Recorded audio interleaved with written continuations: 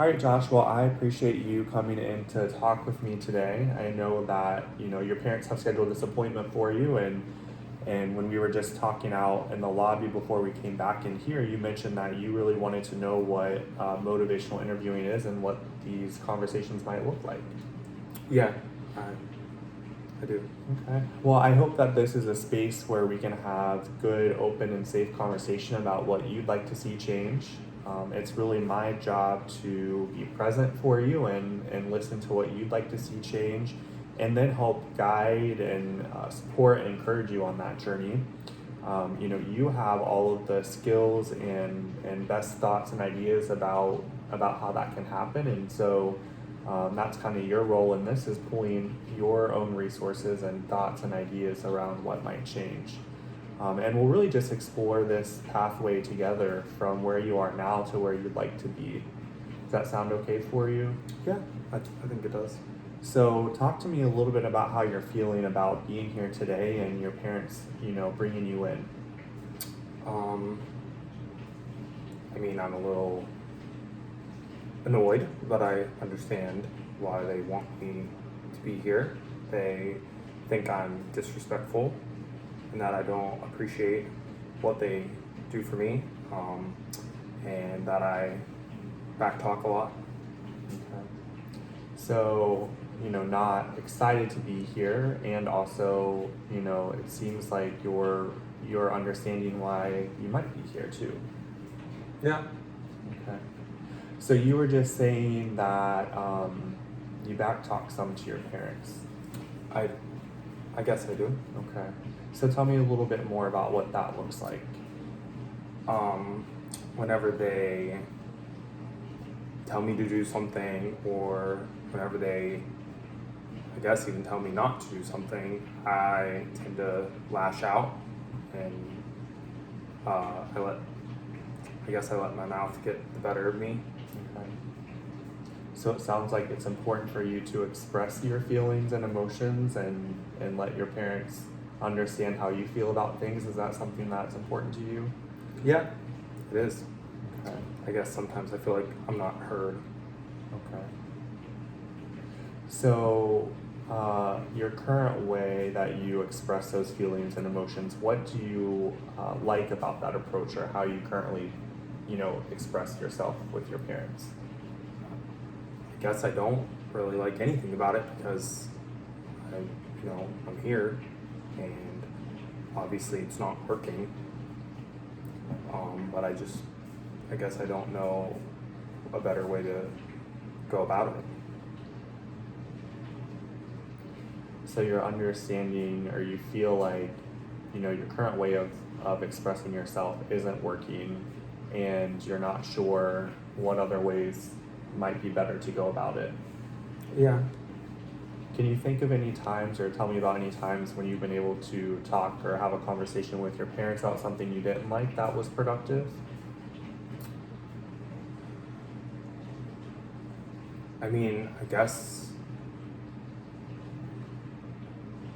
whenever they try to talk to me and I feel like we're equals, I do better with that instead of being talked down to. Okay. So it's important to you to have a partnership with your parents and making some decisions and having conversation. Yeah. I mean, I can see that it's important for you to be able to express your emotions in a way that, you feel is equal and safe, and maybe not so much yelling. So I guess, how I wanted you to think about how you're feeling today. So on a scale of, 1 to 10, with 10 being, the highest and 1 being the lowest, where would you put yourself on how ready and willing you want to make some changes today? Probably like a 6. I mean, I definitely want to make changes, and I want to have it be better, I guess, for both of us. But there's still times where I feel like I'm just going to end up doing whatever it is they want me to do, and I'm not really going to be heard. So a 6. So what made you not choose a 4 or 5? Why did you choose a 6? Because I'm tired of doing it. I'm tired of there being like the nonstop fighting about the way I treat them, and I guess I am ready to change or figure out a better way to communicate. Okay. So you're ready for a different way to communicate and express your feelings to your parents. What made you choose a 6 instead of, what would it take for you to maybe get to a 7 or an 8? Maybe to be able to understand that like they're willing to change a little bit too, and that they don't just want me to be here to get help, but maybe all of us here to get help So to better communicate. So that kind of goes back to what you were saying before, where you want it to be more of a partnership. So you want to make the change, and you want to see your parents make some positive change as well. Yeah. Okay. So it seems like you probably have already given this some thought around, being ready to change. I haven't, told you that you have to change. You came in here and it seems like you're already having some thoughts around, the need for change. What do you think, or what would you want to maybe commit to or try this week before we meet again? Maybe trying to be able to relax before I talk to them, or not just lash out, like figure out a way, like maybe if I were to try to rehearse what I want to say to them instead of just saying something. So maybe before responding, taking a second to yourself to kind of process through your emotions and then expressing those afterwards. Yeah. Can you think of times where you might have been able to do that before that have worked well and draw upon those experiences? Yeah, I probably can. So it seems like you're pretty confident in being able to try that, throughout this week before we meet again. Yeah.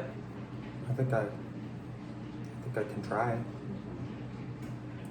So when you first came in here and we started having this conversation, you kind of gave yourself a 6 on your, how ready you are to make some changes. And I want to use that same scale, and you've identified some things that you'd like to try this week. How ready and willing do you feel, and how confident do you feel in doing that this week? Pretty good.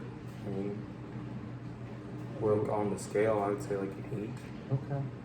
So I want to remember those numbers, and then next week when you're back, we can have some conversation around how those may have shifted, and I really want to think about things that have worked for you, and the things that you were able to do to make that successful. Does that sound okay? Yeah, I All think right. so.